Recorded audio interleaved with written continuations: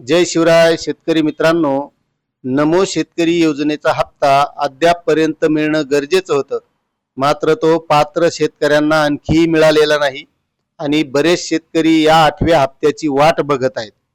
कारण या अगोदर PM किसान योजनेचा हप्ता नोव्हेंबरमध्ये मिळाला आणि त्याच्यानंतर नमो शेतकरी योजनेचा सुद्धा मिळणं गरजेचं असतं.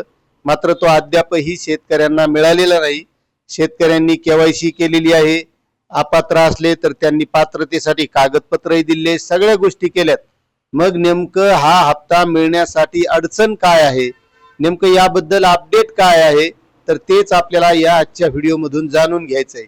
मात्र तत्पूर्वी तुम्हाला एक विनंती आहे, तुम्ही जर आपल्या चॅनलवर नवीन असाल तर चॅनलला सबस्क्राईब करा, व्हिडिओला लाईक करा आणि जास्तीत जास्त शेतकऱ्यांना ही माहिती शेअर करा. तर शेतकरी मित्रांनो, नेमकं काय झालंय, नमो शेतकरी योजना असो, PM किसान योजना असो, लाडकी बहीण योजना असो, याचा जो कालावधी ठरलेला आहे त्या कालावधीमध्ये जर हे हप्ते आले नाही तर प्रत्येक जण याबाबतची वाट बघणार, त्याच्यात काही दुमतच नाही.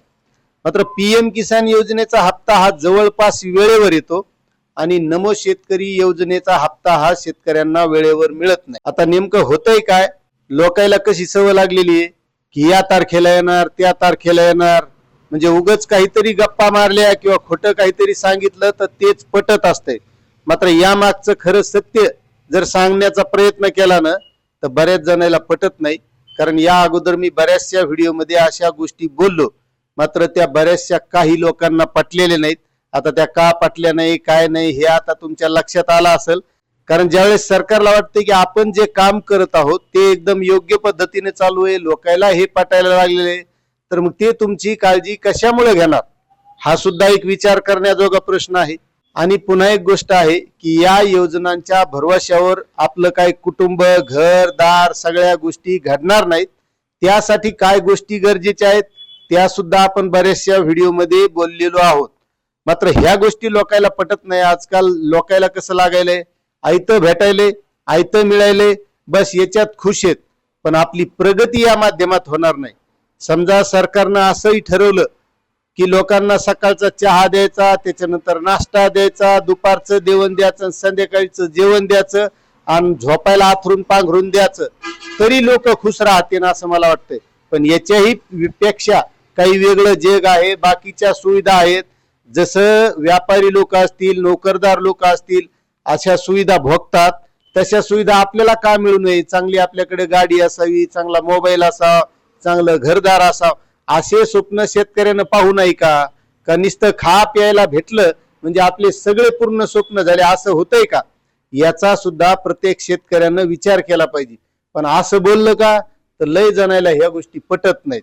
म्हणजे हे बोलत असताना मी सांगत असतो की शेतकऱ्यांच्या शेतीमालाला चांगले जोपर्यंत भाव मिळत नाहीत, कारण या अशा ज्या योजना चालू आहेत का याच्यावर शेतकरी खुश आहेत.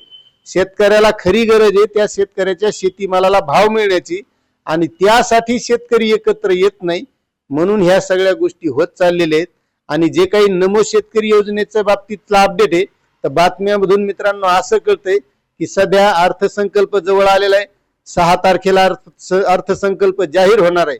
मात्र सध्या सरकारची जी काही आर्थिक बाजू आहे ती फार कमकुवत आहे असं बातम्यामधून समजतंय, आणि त्यामुळेच हा हप्ता लांबलेला आहे असं मला वाटायला लागलंय.